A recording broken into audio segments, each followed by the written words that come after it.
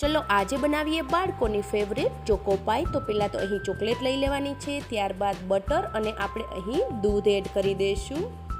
તો ગેસની flame slow રાખી અને આપણે અહીં ચોકલેટને મેલ્ટ કરી લેવાની છે।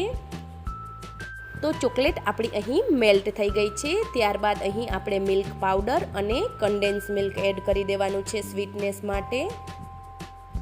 જો જરૂર પડે તો ફરીથી આપણે થોડું એવું એડ કરી દઈશું અને આ રીતે આપણે અહીં પેસ્ટ રેડી કરી લેવાની છે। ત્યારબાદ મેરીગોલ્ડના બિસ્કિટમાં આ રીતે આપણે રેડી કરેલી પેસ્ટ એડ કરી દેવાની છે અને ઉપરથી આપણે બિસ્કિટને પ્રેસ કરી દઈશું। ત્યારબાદ મેલ્ટ કરેલી ચોકલેટ અહીં એડ કરી દઈશું।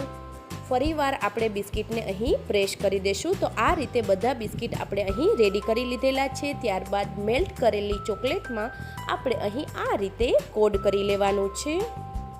તો અહીં આપણે ચોકો પાઈને બટર પેપર ઉપર મૂકીશું। ત્યારબાદ 4 થી 5 કલાક માટે તેને ફ્રીજમાં સેટ થવા માટે મૂકી દેવાની છે। તો રેડી છે આપણી અહીં ચોકો પાઈ। તો કમેન્ટ બોક્સમાં કમેન્ટ કરીને જણાવજો કે તમને મારો આ વિડીયો કેવો લાગ્યો છે। જો તમને પસંદ આવ્યો હોય તો લાઈક, શેર એન્ડ સબસ્ક્રાઈબ કરવાનું ભૂલતા નહીં।